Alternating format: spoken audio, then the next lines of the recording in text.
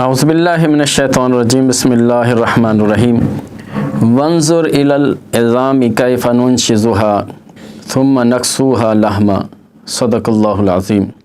سامعین و ناظرین السلام علیکم ورحمۃ اللہ وبرکاتہ۔ قصص الانبیاء سے آج ہم آپ کے سامنے حضرت عزیر علیہ السلام کا قصہ بیان کرنے جا رہے ہیں۔ حضرت عزیر علیہ السلام بھی بنی اسرائیل میں مبعوث ہوئے اور آپ کا جو دور ہے وہ تقریباً 600 قبل مسیح کا دور ہے۔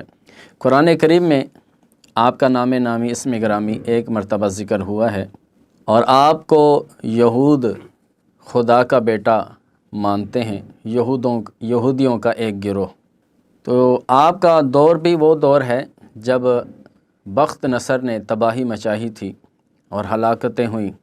تو قرآن کریم میں سورہ بقرہ میں تفصیلاً آپ کا یہ قصہ مذکور ہے کہ آپ ایک بستی میں سے گزر رہے تھے، وہاں مختلف لاشوں کو دیکھا، جانوروں کی لاشوں کو دیکھا، مختلف لاشوں کو دیکھا، جانوروں کی لاشوں کو دیکھا۔ تو آپ کو تعجب ہوا، آپ کے دل میں بھی خیال آیا کہ ان لوگوں کو کس طرح زندہ کیا جائے گا، کس قدر لاشیں ہیں۔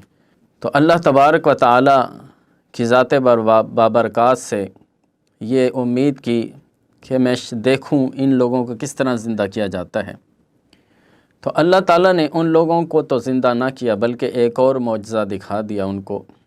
ہوا کچھ یوں کہ جب آپ آرام کے لیے سوئے اور جب بیدار ہوئے تو ماحول اور منظر بالکل چینج تھا۔ تو اللہ تبارک و تعالیٰ نے اس کا ذکر فرمایا وانظر الی العظام کیف ننشزها ثم نکسوها لحما۔ اور اسی طرح اللہ تعالیٰ نے یہ بھی فرمایا فاماتہ اللہ مئۃ عام کہ اللہ تعالیٰ نے ان کو 100 سال تک موت کا ذائقہ عطا فرمایا، یعنی موت کے منہ میں رکھا۔ پھر اللہ تعالیٰ نے فرمایا قال بل لبثت مئۃ عام فانظر الی طعامک وشرابک لم یتسنہ۔ حضرت عزیر علیہ السلام سے اللہ تعالیٰ نے فرمایا کہ دیکھیں ہم نے آپ کو 100 سال تک یہاں پر ہی ٹھہرائے رکھا۔ فانظر الی طعامک وشرابک لم یتسنہ، اور ہماری قدرت کی ایک نشانی یہ بھی دیکھیں کہ آپ کے کھانے پینے کا سامان بالکل بھی باسی نہیں ہوا۔ وانظر الی حمارک، لیکن آپ اپنے گدھے کی طرف دیکھیے وَلِنَجْعَلَكَ آیَةً لِلنَّاسِ، ہم نے اس کو لوگوں کے لیے ایک نشانی بنا دیا ہے۔ یعنی گدھے کی ہڈیاں بوسیدہ ہو چکی تھیں، 100 سال تک وہ ہڈیاں جو ہیں بالکل بوسیدہ ہو چکی تھیں۔ تو اللہ تعالیٰ نے فرمایا کہ آپ نے جو یہ سوچا تھا کہ ہم کس طرح دوبارہ زندگی عطا کرتے ہیں، تو فرمایا وانظر الی العظام کیف ننشزها، اب ان کی ہڈیوں کو دیکھتے رہنا، یعنی گدھے کی طرف دیکھتے رہنا ہم کس طرح ان کو دوبارہ جوڑیں گے۔ ثم نکسوها لحما، اور پھر کس طرح ان ہڈیوں پر گوشت پوست چڑھے گا۔ تو واقعی جب آپ یہ مشاہدہ فرما رہے تھے کہ اللہ کا حکم ہوا تو گدھے کی جو بوسیدہ ہڈیاں تھیں پہلے وہ جڑیں، پھر ان کے اوپر ماس آیا اور ان کا تمام جو ہے اعضاء جڑے، اور اسی طرح ساری رگیں اور اس کے جتنے بھی مسل تھے وہ سارے آپ کی آنکھوں کے سامنے یہ سارا منظر جو مشاہدہ فرما رہے تھے آپ، اور اللہ تعالیٰ کے حکم سے وہ گدھا جو ہے صحیح سلامت اپنے کان جھاڑتے ہوئے دوبارہ کھڑا ہو گیا۔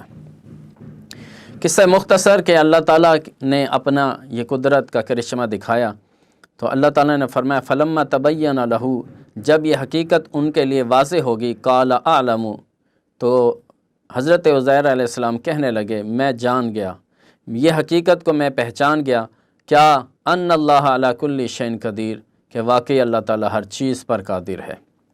تو انبیاء کے یہ قصے اور یہ واقعات اور ان کی یہ جو تفصیل طلب معاملات ہیں، یہ حقیقت میں ہم لوگوں کے لیے ہوتے ہیں کہ ہمیں بھی یقین ہو جائے کہ واقعی اللہ تعالیٰ کل بروز قیامت سب کو زندہ کرے گا اور سب کی جو ہڈیاں ہیں گوشت پوست ان سب کو سلامت فرمائے گا، اور کل بروز قیامت سب کو اللہ کے حضور حاضر ہو کر جواب دینا ہوگا، حساب و کتاب دینا ہوگا۔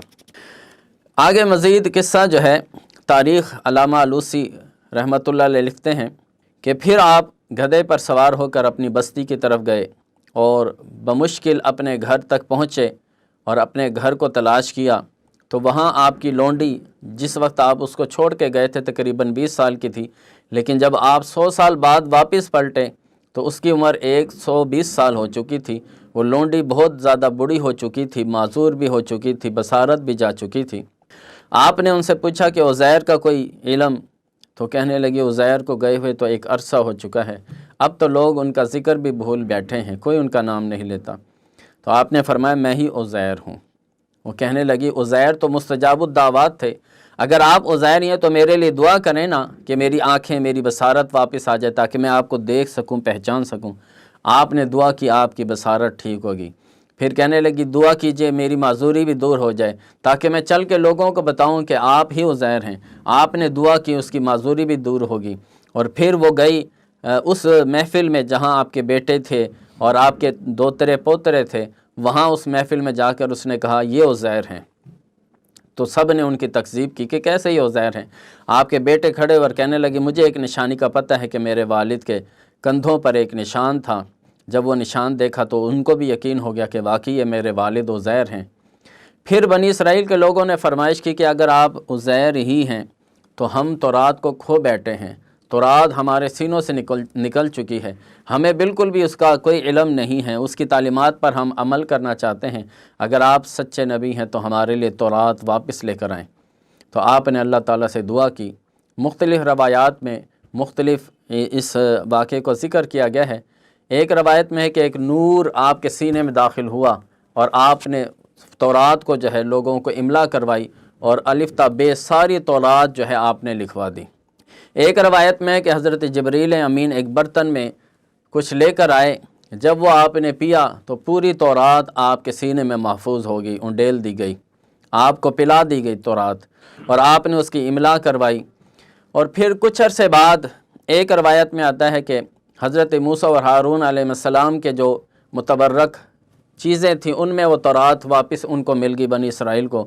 اور کچھ کہتے ہیں کہ ایک نسخہ جو ہے کسی نے دفن کیا ہوا تھا، جب وہ نسخہ نکالا گیا اور حضرت عزیر علیہ السلام نے جو تورات لکھوائی تھی، جب ان دونوں کو ٹیلی کیا گیا تو بالکل حرف بحرف اسی طرح تھے، کسی چیز کا فرق نہیں تھا۔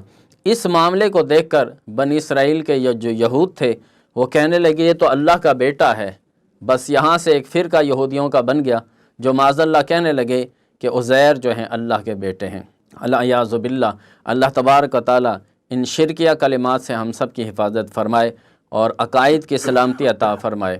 اللہ تبارک و تعالیٰ ان قصوں کی برکتیں عطا فرمائے اور ان قصوں سے جو حقیقتیں عیاں ہوتی ہیں ان کو سمجھنے کی توفیق عطا فرمائے۔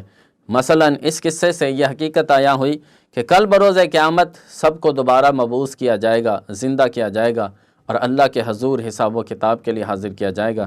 اللہ تبارک و تعالیٰ ہمیں انبیاء کی تقدیس کو، تقدس کو سمجھنے کی توفیق عطا فرمائے۔ وما توفیق الا باللہ۔ والسلام علیکم ورحمۃ اللہ وبرکاتہ۔